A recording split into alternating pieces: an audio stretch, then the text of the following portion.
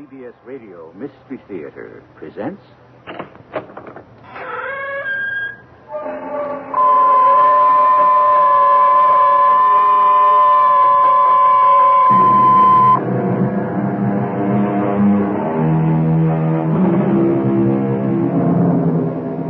Come in.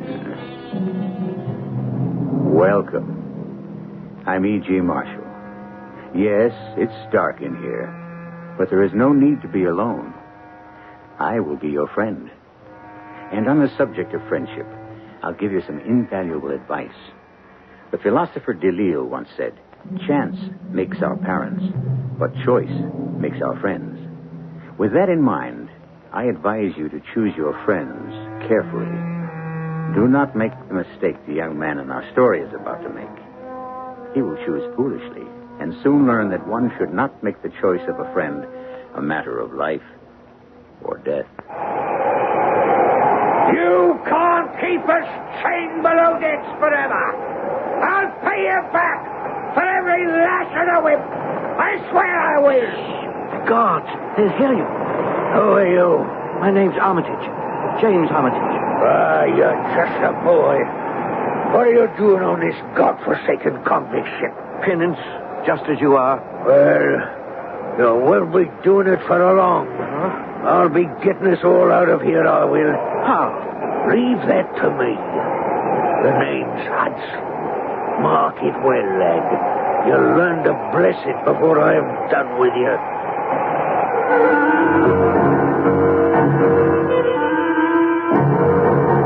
Our mystery drama, The Gloria Scott, was adapted from the Sherlock Holmes classic by Ralph Goodman, especially for the Radio Mystery Theater, and stars Kevin McCarthy. It is sponsored in part by Buick Motor Division and X-Lax. I'll be back shortly with Act One.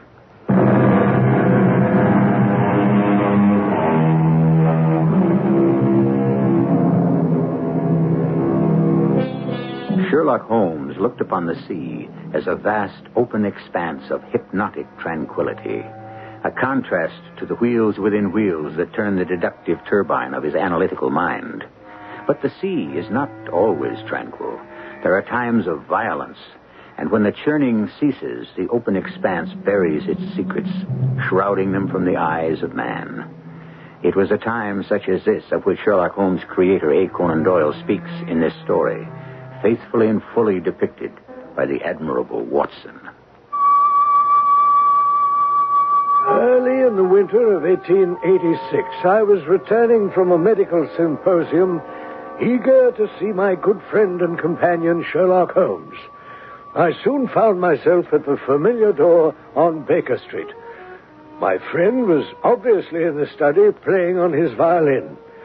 Holmes was a man of many talents. I decided not to disturb him and started upstairs to my room, only to find my way blocked by the very friend I didn't wish to disturb. Watson, this is a surprise. No greater than mine at seeing you coming down the stairs, Holmes. Well, your violin. Ah, coming from the den, of course. But I don't understand. How is it possible? For me to be here on the stairs and in the den at the same time. Yes. No, all very simply explained. If you will follow me, Watson. Now, take a look in the den. Well, it's empty. On the table, in the far corner. Oh, what a strange-looking contraption. Newly arrived from America, Watson. A gift of a dear friend. You remember Miss Adler? Irene Adler, yes, of course. On a world tour with her new production, The Grand Deception. And as a token of her friendship, and perhaps to symbolize the play, she has sent me a working model of Mr. Edson's experimental voice recorder. Well, I merely substituted the violin for the voice. Gosh, you mean that music is coming from that little gadget? Yes, Watson. I went up the stairs to see how far the sound would travel, and I was just descending as you came in. Here, let me turn this off. Well, I say I am glad to be back. By the way, I stopped off to pick up the post. There's a package here somewhere for you. Yes, so I see, Watson. It's the small one. Some circulars, advertisements, My medical journal. The small one, Watson. Oh, why, yes, so it is. Now, how did you know that? The small one has been sent by registered mail. The one I've been expecting was to be sent by registered mail elementary, my dear Watson. You've been expecting this parcel? Yes, Watson. Now, if you'll hand me those scissors, I'll snip this twine and we'll have a look-see at the contents of the mysterious oblong box. Mysterious oblong box? Mysterious to the gentleman who first received it. He has asked me to have a look at it. Interesting. A tarnished silver cylinder containing a single sheet of slate gray paper. It has something written on it. Bring the lamp a little closer, will you, Watson? Written by an old man, I should say. Wouldn't you, Holmes? Rather a feeble hand. Not feeble. Unskilled in the art of writing. There is a difference. Notice the spelling of the words believe and receive. The sender is unfamiliar with the simple rule of I before E except after C. But you are right about his age. Oh, well, In his 50s, I would say. Well, now, how would you know that? The style of penmanship, this form of calligraphy, went out of fashion 30 years ago. Oh, yes, of course. Can you make it out, Holmes? Yes, now that we have sufficient light, it says, Headkeeper Hudson, we believe, has now been told to receive all orders for fly paper and for the preservation of your hen pheasant's life. Yes. Go on. That's it, Watson. The entire message? Yes. Are you sure you read it correctly? Positive. Oh, that is strange. Yes, doesn't seem threatening at all. I wonder why that worries my friend Trevor so much. An easygoing young man, not easily disturbed. Trevor? Victor Trevor? The young friend you introduced me to during your stay at college? That's the one. I met him accidentally one morning on my way to chapel when his bull terrier froze to my ankle. You recall the incident, don't you, Watson? Yes. Ridiculous. The stubborn dog was determined to become your permanent companion. It didn't seem amusing at the time. Laid me up for days. But Victor came around often to apologize, and by the end of the fall term, we'd become close friends. I hate to see a good friend in a dilemma. Victor's worried enough about this package he received in the post to send it on to me just as he received it. Well, he has no idea who sent it? Not an inkling. Here enclosed is the original wrapping. No return address, which, of course, does not help to enlighten us as to the name of the sender. There is one small clue, however, conveniently provided by the Postal Service. Oh? Origin of mailing, place, time, date. Of course. The postmark, yes. King's Cove, the 25th of last month, 10 a.m. King's Cove. I don't believe I've ever heard of it. Nor I. Perhaps it'll mean something to Victor Trevor. I think it best I pay that young man a visit. You're right, Holmes, yes. First thing in the morning, we leave for Doningthorpe in Norfolk. Can you make it? Well, I'll telegraph Victor and let him know we're coming. Bully for you, Watson. And if I can somehow decipher this innocent-sounding missive, I have a feeling that you and I won't be bored much longer.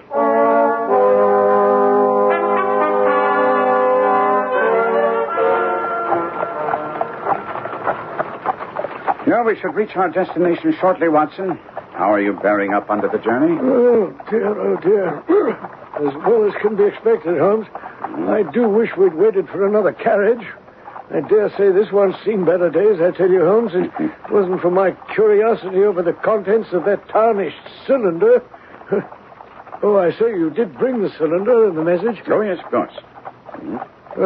Have you made anything at all of all that gibberish? Working on it, Watson, working on it. Excellent. There up ahead. We're being welcomed. See there? Beyond those manicured gardens, the Trevor estate. I say, I had no idea young Trevor had such wealth. Family wealth. Victor's father, Sir James Trevor, is the lord of this manor. Victor lives with his father. Just the two of them in that spacious mansion? 3 quarreling servants, as I recall.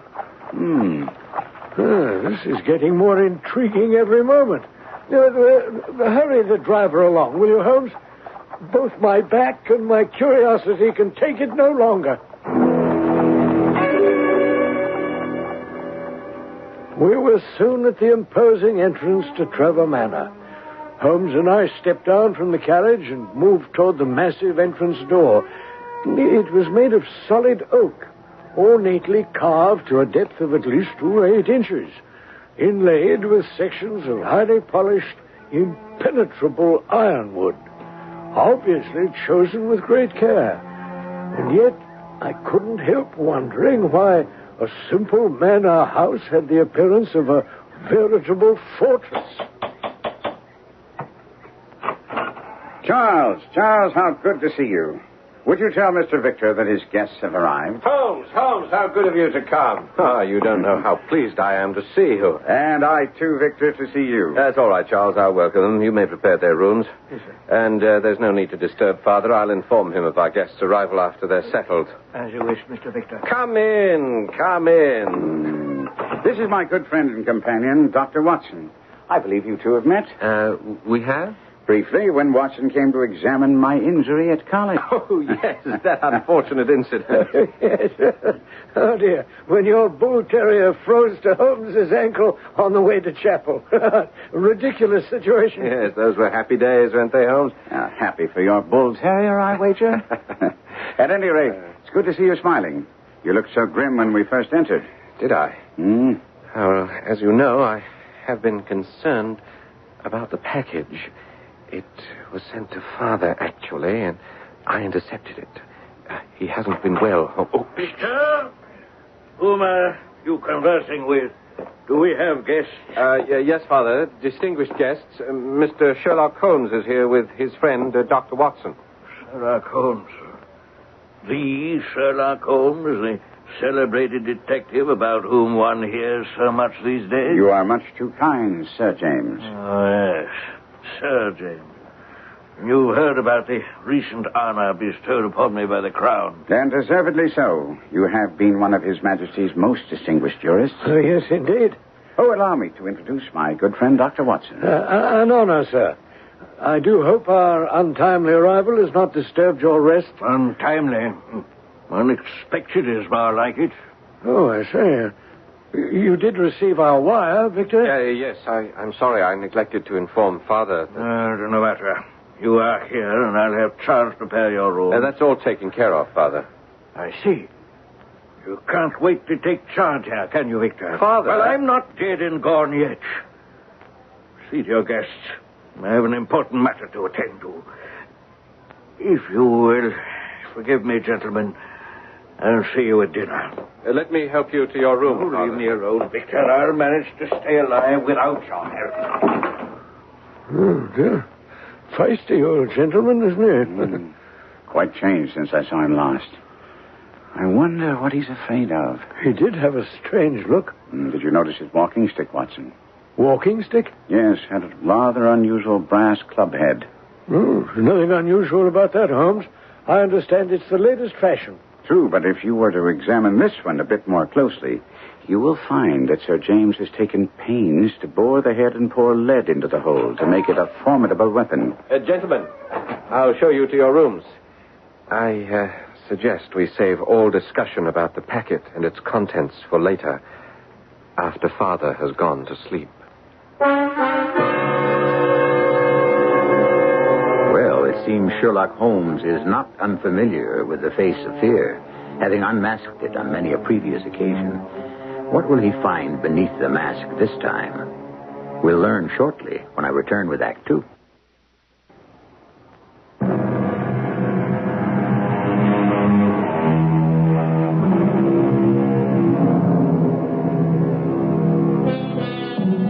The Mystery of the Gloria Scott is one of Sir Arthur Conan Doyle's most unusual tales.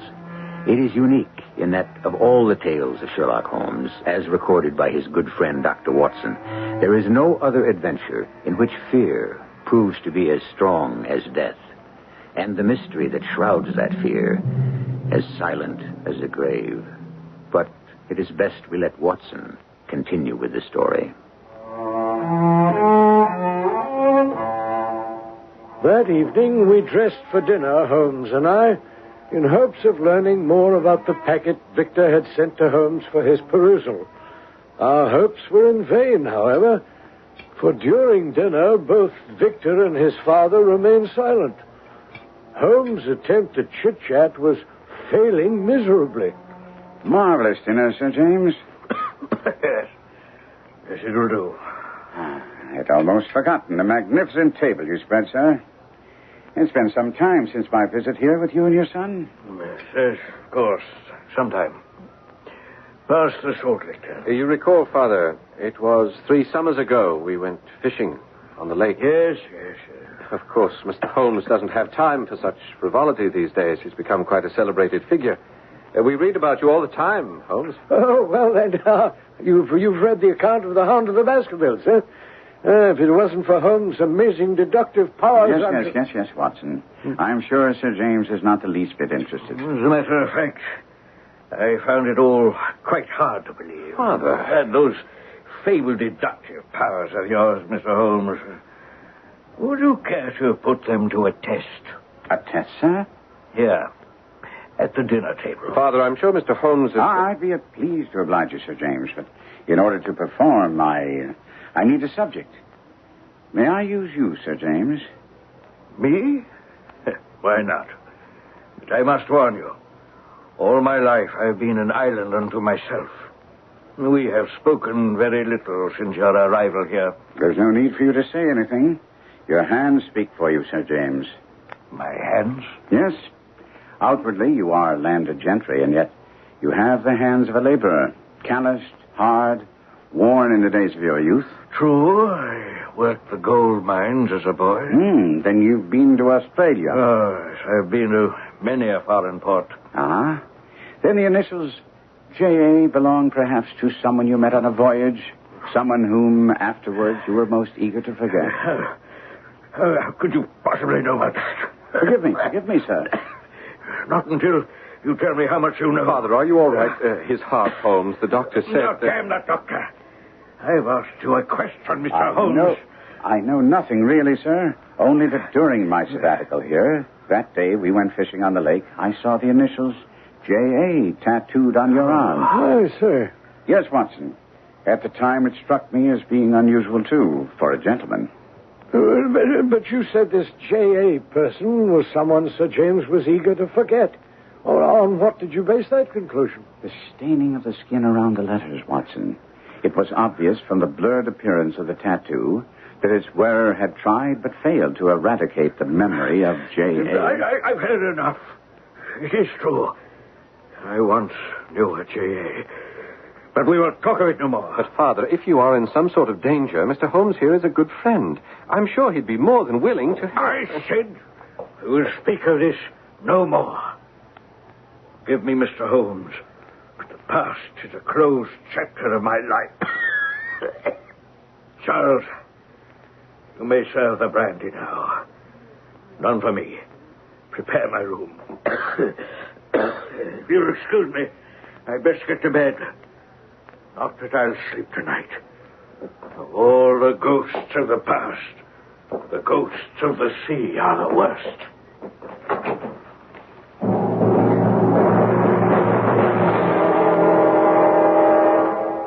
And so, once again, there was silence in the great hall.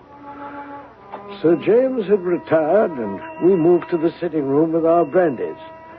The warmth of the wine was most welcome. It helped stave off the chill brought on by Holmes' uncanny disclosures of Sir James's secret.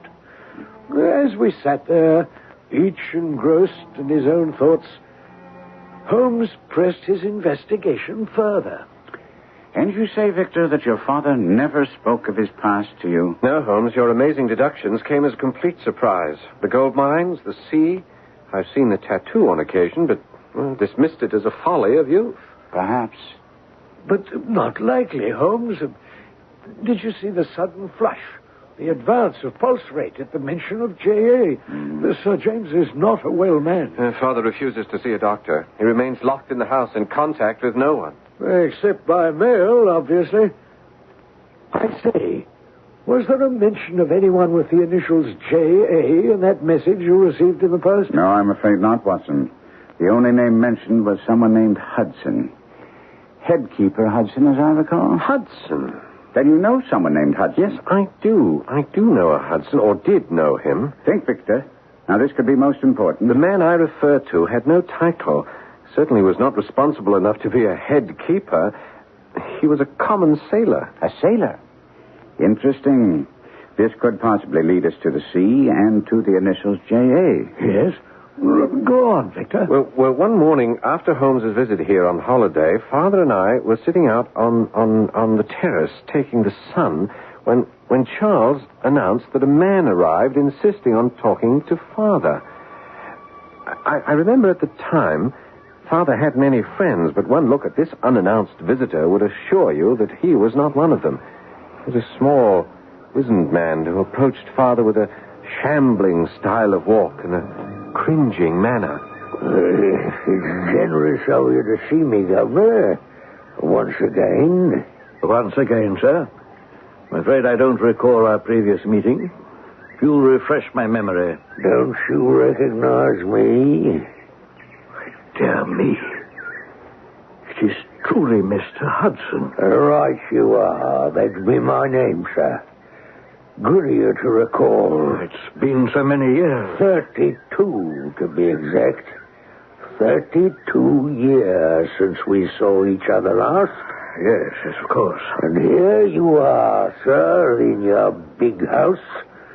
And me, still picking salt meat out of a harness cask. Well, you'll find I've not forgotten old times, Hudson. You do look rather hard-pressed. I'm just off a 2-year stint in an 8-knot tramp. And I could use a place to stay. I see. Well, I was sure after the hard days we shared on His Majesty's ship, the Gloria Scott, I could put up with either you or Mr. Beddoes. Beddoes? I was sure you'd recall him. Yes. Of course you can stay here. We're in need of a gardener. I'd rather work inside the house, if it's all the same to you, sir. In the house? Yes, of course. Charles, take this man to the kitchen. See then he gets food and drink. I'll be by later to explain his duties. And so that is how this man Hudson entered our lives.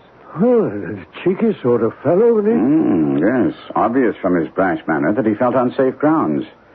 I believe you said he mentioned the Gloria Scott. Ah, Gloria Scott. It seems I've heard that name somewhere. Undoubtedly, Watson. The fate of the bark Gloria Scott caused quite a stir in its day.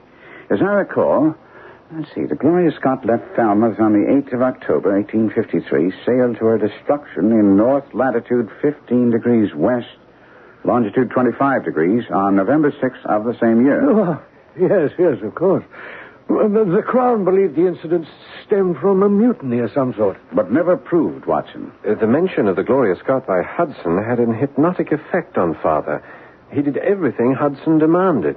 He soon elevated Hudson to the position of butler, replacing Charles in authority over the household. Oh, I see. Yes, and the man was drunk most of the time, difficult to deal with, lording it over the servants and insulting Father's guests. And Sir James put up with his boorish behavior. Well, not for long.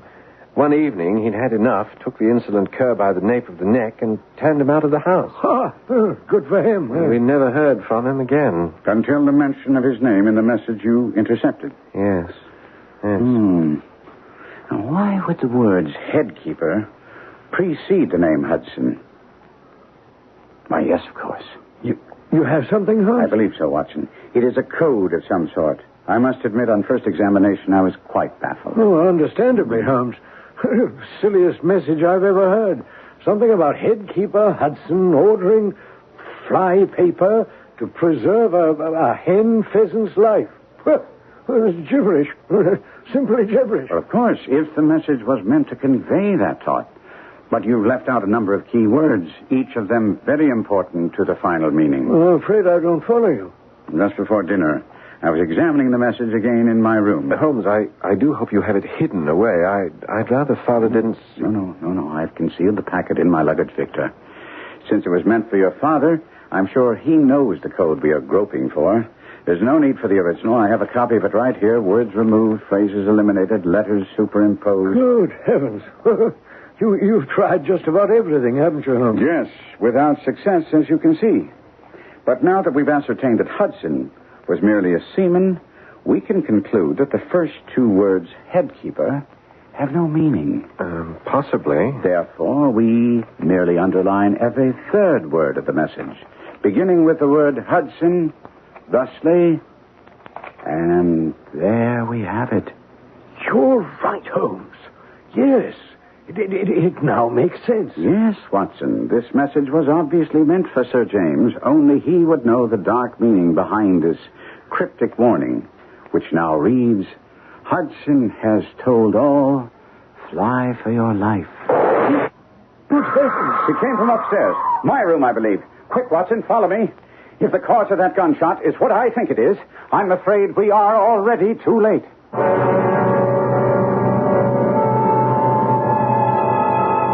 Trevor Manor has always been a quiet residential country estate.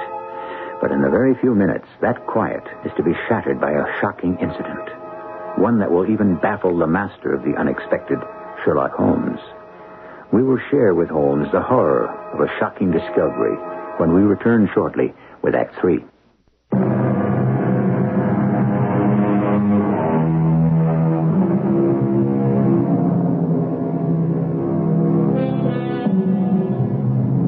Monuments, what are they? The very pyramids have forgotten their builders. Words, not stones, are the true monuments to the great. Listen, then, to the words of Sir Arthur Conan Doyle, a tribute to the man and his creation, the fabled detective, Sherlock Holmes. Within seconds after hearing the shot, Holmes raced for the stairs. Victor, Trevor, and I were not far behind. As we reached the head of the stairs, we could see Mrs. Henshaw, the Trevor housekeeper. It was she who had screamed at the sight of something in Holmes's room. We entered cautiously behind Holmes and were shocked to see the body of a man lying on the floor. Good Lord. It's Sir James. Father. Your father is dead, Victor? By his own hand, I'm afraid. Oh, God. Shot through the temple. Telltale powder burns, gun still clutched in his right hand, and here, crumpled in his left hand. The slate gray paper. Despite our efforts to conceal it from him, he has finally seen and read the warning message. Poor father. This man, Hudson, must certainly have had a terrible power over him. I wonder what ghastly secret they shared. Yeah, I fear we'll never know, Holmes. The secret, whatever it was, died with Sir James. No, I'm not so sure, Watson. Secrets have a way of turning up even after death. Whatever it was that haunted Sir James all these years could turn up even now. Tell me, Victor, do the words Chambeau Deuce mean anything to you? Chambeau Deuce? Here, scrolled on the bottom of this page, I found in your father's clenched hand. There are two words, Chambeau and Deuce. I assume they go together and have some meaning. Yes, they do. Chambeau Deuce is a rare vintage wine, a favorite of my father's. We keep a large cask of the brew in the wine cellar, but I fail to see... We'll look at that in a moment, but first I think that we had best notify the police. Must we, Holmes? The scandal. I'm sure they will be discreet, but there will be questions. Yes, and so many we cannot answer. Not as yet. But while the police are on their way, we'll pay a visit to your father's wine cellar. I have a feeling that we'll find that cask of Chambeau Deuce holds more than vintage wine.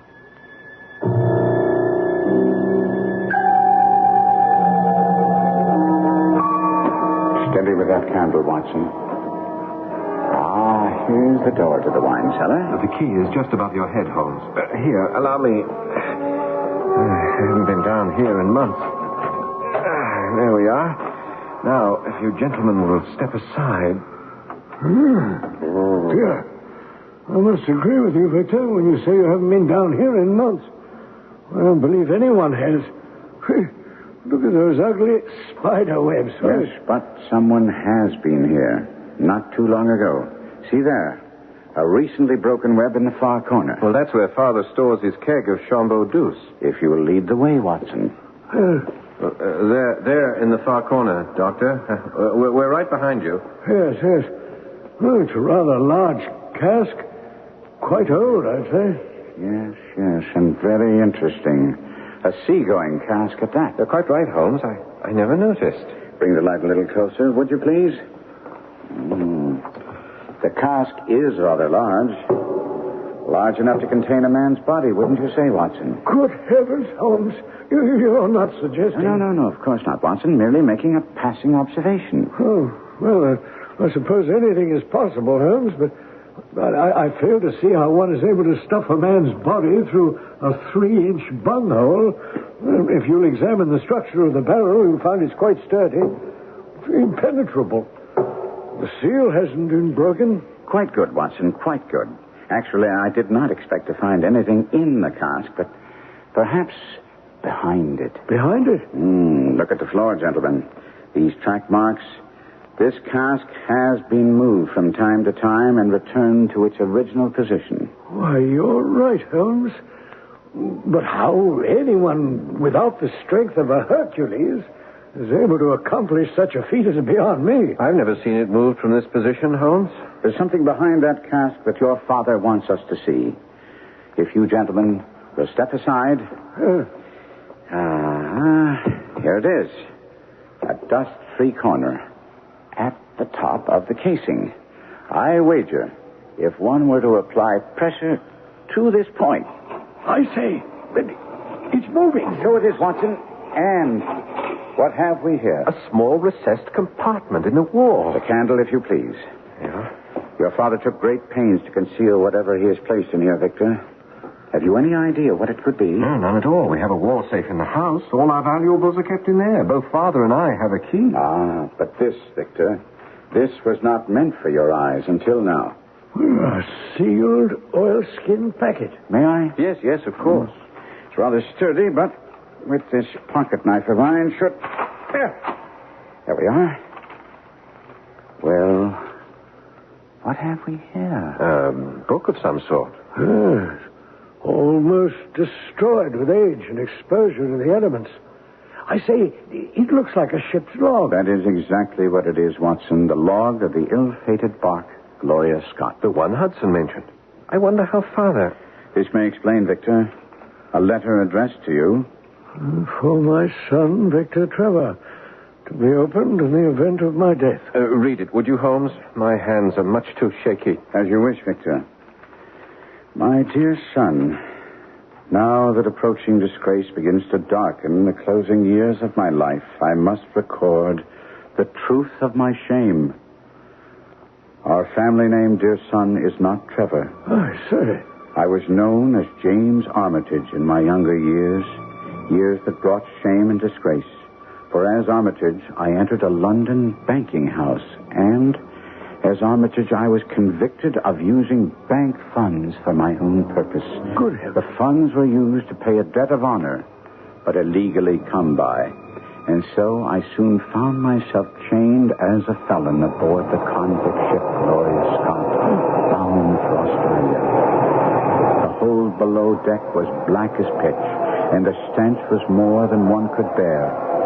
There were others like me who bore their miserable lot in silence, while some shouted their defiance to the high heavens. You can't keep us chained below decks forever. I'll pay you back for every lash of the whip. I swear I will. The guards, they'll hear you. Who are you? My name's Armitage. James Armitage. Why, you're just a lad. What are you doing on this godforsaken convict ship? Penance, just as you are. Well, you won't be doing it for long. I'll be getting us all out of here, I will. How? You just leave it to me.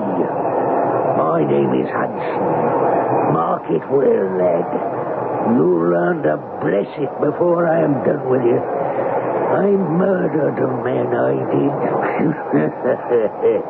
Even in this blackness, I can see you remember my case. My partner and I got away with over $1 million in cold, hard cash. Yes, I've heard. The money was never found. And where do you suppose it is, lad, eh? I'm sure I don't know, sir. My partner, he's holding it for me. And where do you think he is? Right here on this ship. That's the devil's honest truth.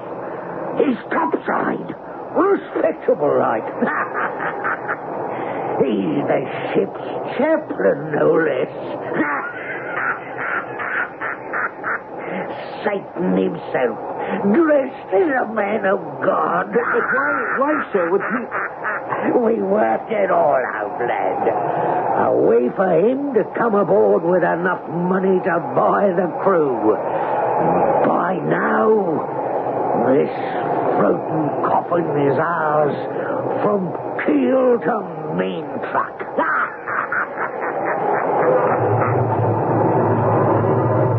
And so, as Hudson had promised, all went as planned. One evening, about the third week, we had an unexpected visit from the ship's chaplain. He'd come to give the last rites to a dying prisoner. And when he left, Hudson, freed of his chains, soon freed us all. We fought our way to the upper deck, and soon the roar of muskets were in our ears. Hudson and the Sam captain led the bloody mutiny.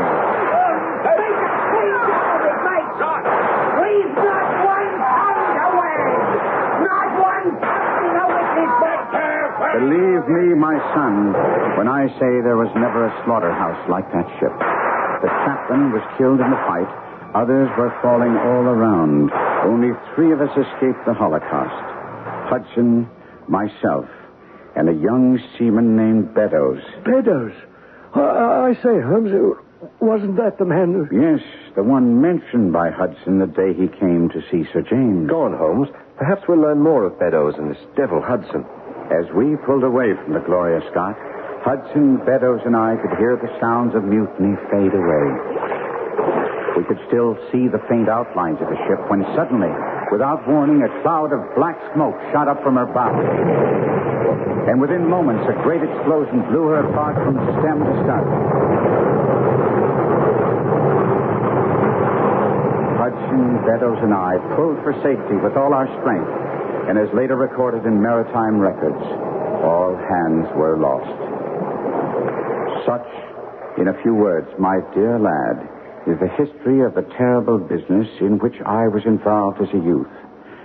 I am sure you can now understand the reason I had for changing my identity. As you know, I have since led a respectable life. Imagine then my feelings when, in the seaman who came to see us, I recognized instantly Convict Hudson, the man who led the mutiny. Oh, dear. Chilling tale, indeed. Young Beddoes was a hired hand aboard ship and completely innocent of wrongdoing. Beddoes and I have been in touch with each other from time to time. I pray this confession will keep him safe. I say, of course. It was Beddoes who sent the warning to Sir James. Yes, Watson. Yes. I do hope this man Beddoes is safe and well. Fortunately, no one knows his identity. One man still does, Watson. A man I'm sure we have not heard the last of. A scoundrel named Hudson. As it turned out, Holmes was right. After a police investigation of Sir James's suicide, we returned to London. Holmes delivered the log of the Gloria Scott and the letter written by Sir James in hopes of clearing the seaman Beddoes of any charges. After reading the evidence, the court agreed to record Beddoes' innocence and seal all records against the possibility of public scandal. Well, some months went by, and Holmes had forgotten all about it when a reminder turned up in the post. I've just received a letter from Victor Trevor. Would you believe, Watson, he's in India. India? Mm-hmm. Oh, really? Yes. Says he sold the Trevor estate and is trying his hand at tea planting, of all things. Doing rather well at it. Well, good for him. Strange case, the Gloria Scott. Yes. You know, I checked with the local police. No word on Hudson, and they haven't had any success in locating this man Beddoes. Both men seem to have vanished into thin air. Unusual, to say the least. I think it most probable that Beddoes, having heard of Sir James' demise, revenged himself upon Hudson and fled the country with as much money as he could lay his hands on. But Beddoes was a poor seaman, as was Hudson. Where would he get the money? From the sale of the Trevor estate. You mean he was given the money by Victor Trevor? Yes, Watson. A sympathetic ally whom he knew would say nothing, not even to his closest friends. And what better choice could Beddoes make than Victor Trevor? A young man who learned firsthand what it means to be haunted by the past.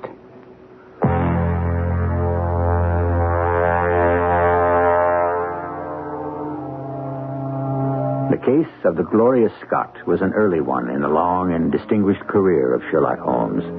His creator, Sir Arthur Conan Doyle, dates the adventure for us, but the late H.W. Bell suggests it took place close on the heels of another fascinating adventure, the Musgrave Ritual.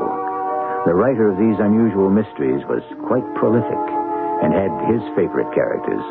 One of them was the seaman Hudson, of whom we shall hear more when I return shortly.